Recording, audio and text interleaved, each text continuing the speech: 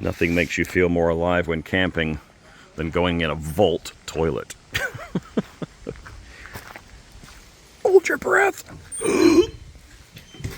Oh dear Lord.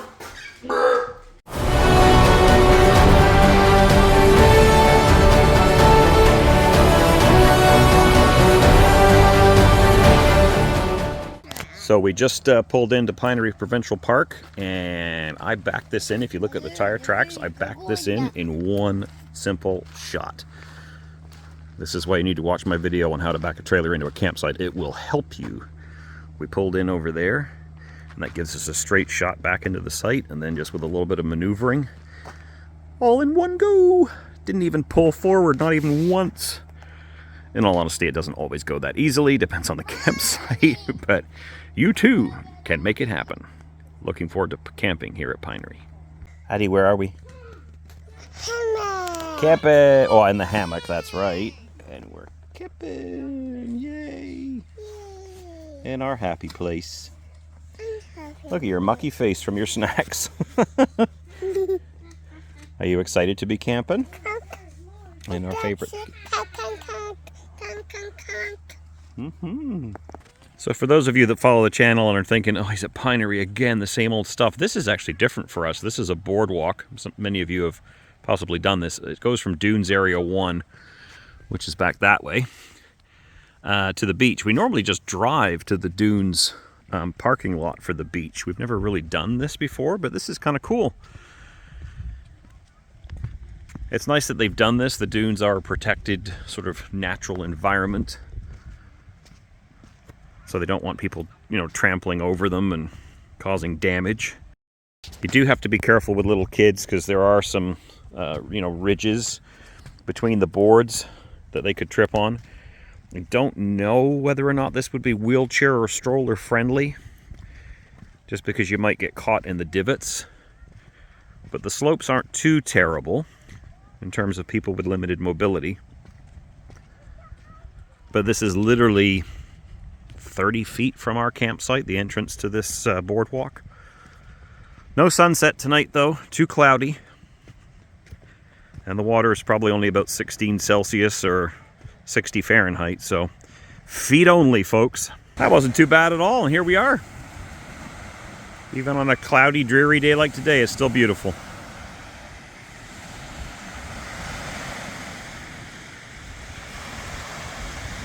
Never ever get tired of Lake Huron. And as it is still early June, it's pretty quiet. We'll see how it goes on the weekend though. Probably a lot of people finishing work and arriving soon.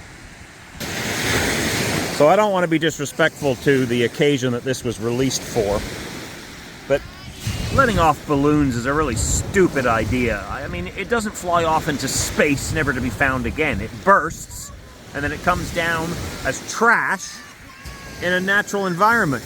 And at the visitor center, they've got a whole display, a sculpture, if you will, made up of these mylar or helium balloons that people let off. It's such a dumb idea. So we're going to take this back with us to camp and put it in a garbage can where it belongs, so it's not choking some animal or just littering the environment. Well, first fire for this trip. Just getting it going. We'll build it up a little bit here in a minute. It's got to be close to 9 o'clock and it's still a fair amount of light, which is the case in June.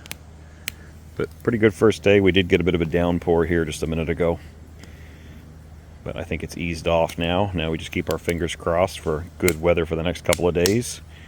It's always a bit of a crapshoot in early June. We'll see. Not sure what we'll get up to in the next couple of days, but glad you're here with us. So it's dinner time at Camp Bonner, and it's going to be a combination of barbecue. Let's do some steaks and the good old Naptha stove. You don't see too many people using these anymore. We've got the 2-burner hob in the trailer, which runs on propane. God, this thing's a mess inside. But these old Naptha stoves, these Coleman Naptha stoves, are absolutely bulletproof.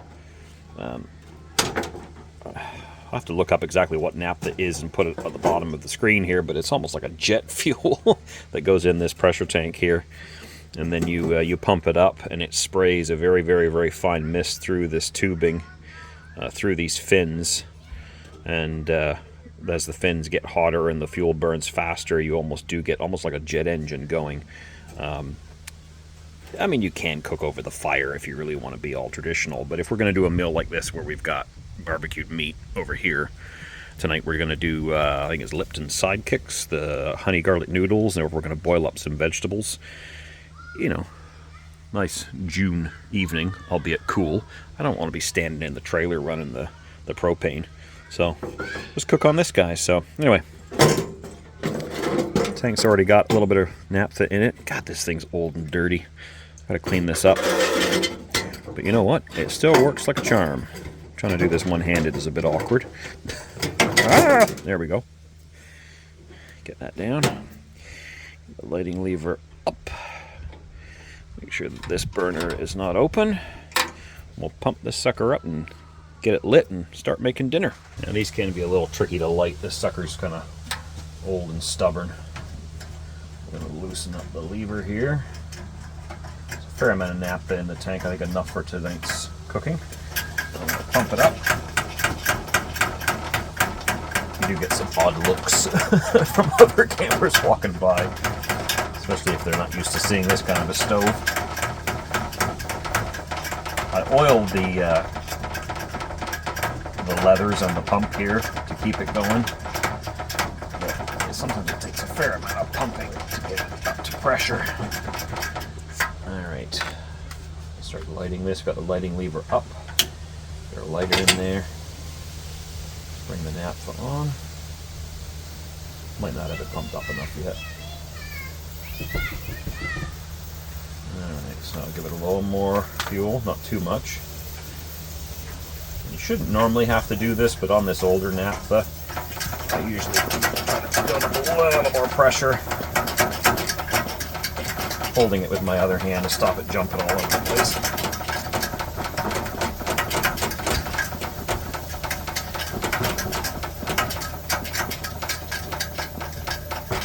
You can usually tell it's good because you can start to hear it get a little louder. Because the last thing you want is to have all your food and everything going on this thing, and then run out of pressure. I'm going to leave it running there with the lighting lever up. We might as well get our water. Put some butter in it. Get that going. Can't remember with these noodles if you have to boil it first or... Always stir in the contents once it's boiling, so, alright.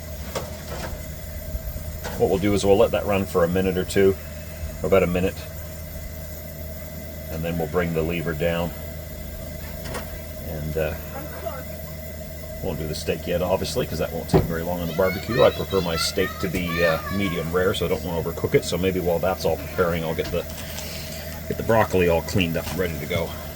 We'll just steam the broccoli. But yes, for some of you that are newer to camping, you might not have ever seen a naphtha stove.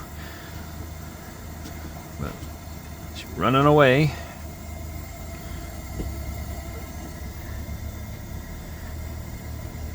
So if you don't want to cook over a fire, and you don't necessarily want to cook in the rig, and you want to do some stuff like this in saucepans, and you can fry on this too. I mean, you can cook pretty much anything using a frying pan or a griddle or whatever. Naphtha's fairly expensive at the moment. I think a gallon can right now is almost $40 Canadian, but that can would probably last me nearly an entire season. But this thing, it's been rained on, it's been sitting out in rainstorms. You drain the water out of it, let it dry a little bit, you can fire this thing up, and it's just, like I said, bulletproof. In a moment, we'll be lighting the barbecue over there. A lot of diehard campers would tell you don't waste your money on the 1 pound tanks, buy an adapter and have a 20 pound tank, and you can do that if you want, but quite honestly, 3 or so of these little tanks are a little easier to cart around than another 20 pounder, and okay, yeah, you're probably saving money if you get the 20 pounder, but for what little we use it for camping, it's not really a big deal. I mean, you do you go with what works.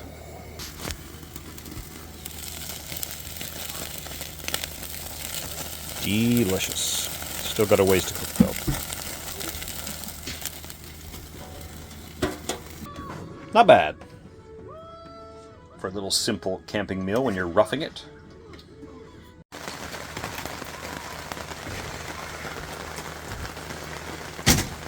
Well, after a very nice evening meal, we had hope for number 2 campfire.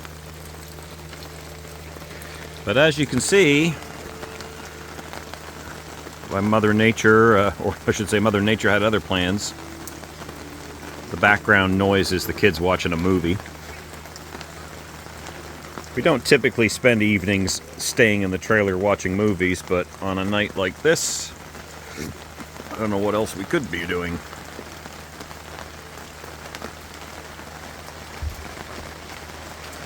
But it's this sort of a situation where having that base of operations to hunker down is nice.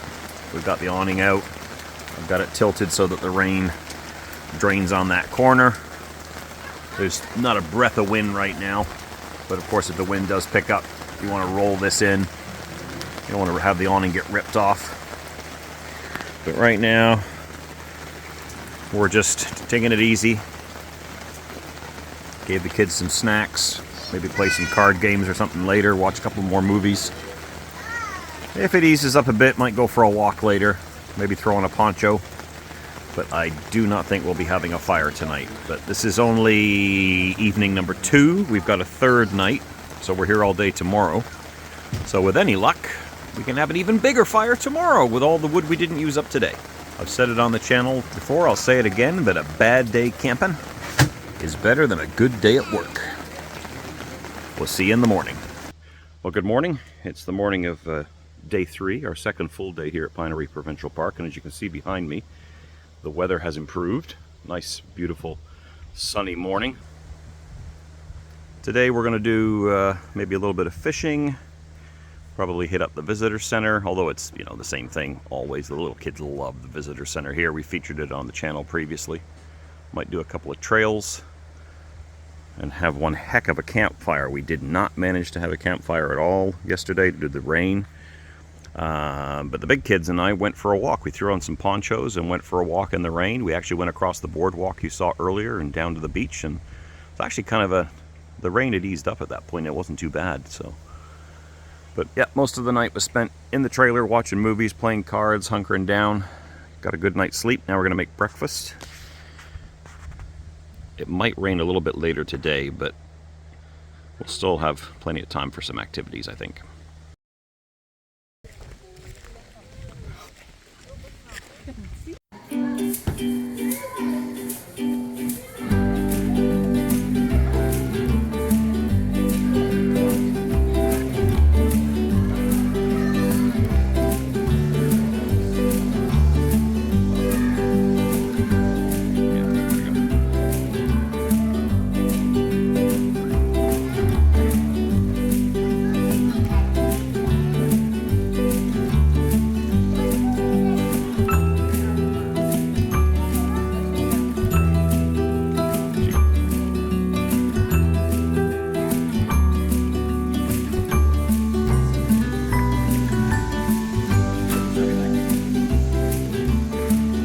See him, Addie?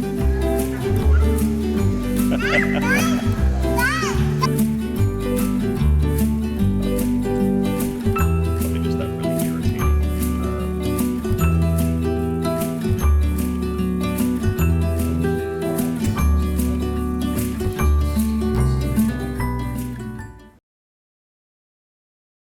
Haven't done this trail in a long time, probably been about 10 years, not one we normally do.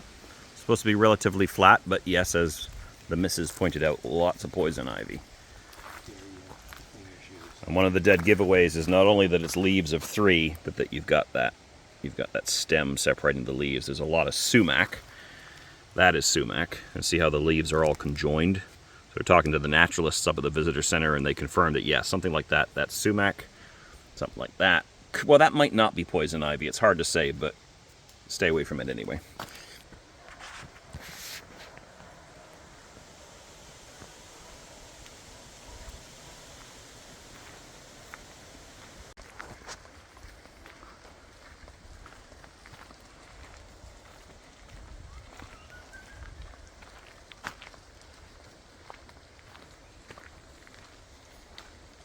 Beautiful day for a walk. Well, we've had to send the wife and the kids with the stroller back in the other direction. The trail is quite overgrown. There's a lot of poison ivy all over the place, so not really conducive. They said it wasn't accessible, so that makes sense. So yeah, don't bring a wheelchair or stroller down the Hickory trail. The big kids and I are gonna do the second half of the loop, and we'll meet my wife back at the car. But there is a lookout point. And this is the same ensemble channel that you've seen in so many videos, but just from a different vantage point.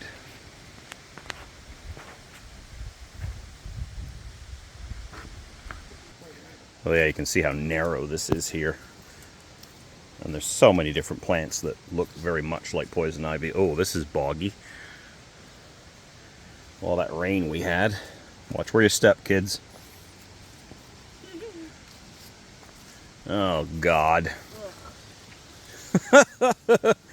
Not a good day to wear white shoes. Okay, Violet, go to the right here. Right? I forgot my left and right. The way I'm going. Okay. And then, Rami, put your giant legs across the gap and help Violet across so she doesn't slip. Hold on to Violet. And Violet, just slowly. Oh God, there's another bit here. It's all boggy. This is where you should wear like hiking boots or something.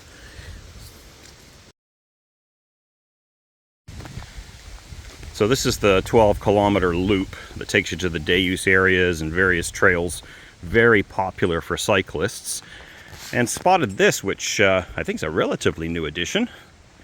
Made possible by the friends of Pinery Park. We've got one of these in the village where we live. And it's a bike repair station.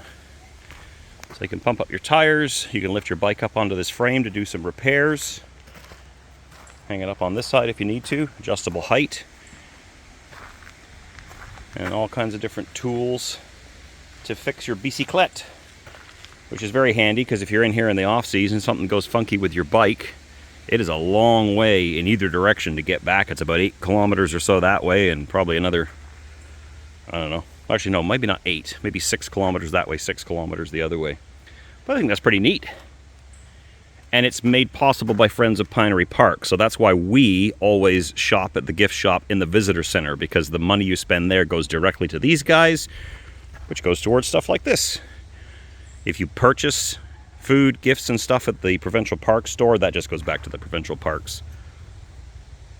I mean, it helps with upkeep and profit and all that to keep the parks going, but friends of Pinery do stuff very specific just for Pinery. Very cool. All right, so that last trail was a bit of a disaster. Overgrown, muddy, narrow. So we're going to try this one. This one is designated as accessible. You can see on the sign. Heritage Trail. We have never done this one. Been coming to Pinery for over a decade, never ever done this one. A bit decent elevation change. Could have some hills. Let's give it a whirl.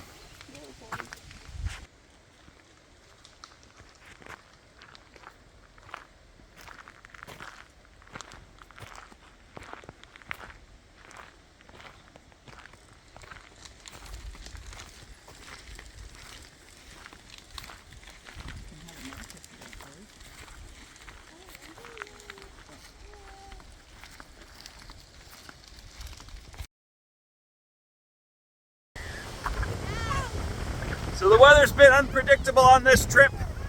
I just thought I'd go for a walk down to the beach to see the final sunset of this particular trip. It's a little blustery. Woo!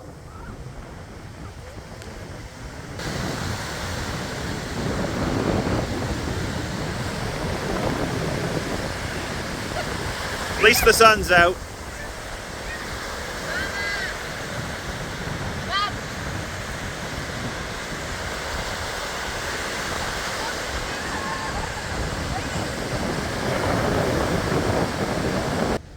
Just getting a little bit of a fire going here after we got skunked yesterday with no fire. And tonight's our final night at Pinery for this trip. And then tomorrow morning, departure day. Always bittersweet. So here's a little top tip. Sometimes when you have a bad backup camera, or like mine, your lens is a bit scratched, especially on sunny days where there's a lot of shadows, it can be very, very hard to know, especially without a spotter, when the ball is lined up nicely with the coupler. So here's my little top tip. So what you can do is you can take just some white acrylic paint from the dollar store. It doesn't have to be anything too special. And you can paint stripes, or you can paint a loop, whatever you want, and it doesn't have to be super uniform. But the idea is that the contrast between the black and the white is much more easily visible, even if your camera, like mine, is scuffed up, or there's, just it's a cheap camera, too much sunlight, bad contrast. During World War II in Britain, during the blackout, they would often paint white and black stripes on things like fence posts and power poles and lamp posts and stuff like that. So we're back in the car now, and you'll notice as I'm backing up, now today's a good day because it's cloudy, but see how you can really pick out the white that we've painted, and you go for that little black V shape. You want the ball to be as close to that as possible. Now it's a bit tricky on this vehicle because the camera is offset. That makes it a little bit harder. But yeah, it makes a big difference. On a sunny day, it gets all washed out, and it's very hard to know where the coupler starts and ends and where the ball is in the position. So give it a try. That might help you out. Well, that's a wrap on another trip here to the Pinery. 3 nights, 4 days. It was fantastic. You can see we're all hooked up, ready to hit the road. We will be heading out again in about a month's time to go to our second favorite place, Point Farms. If this is your first time on the channel, please do subscribe. Make sure you smash that like button, hit the bell too, so that when we have future postings, you'll be alerted. But thanks for watching. Happy camping.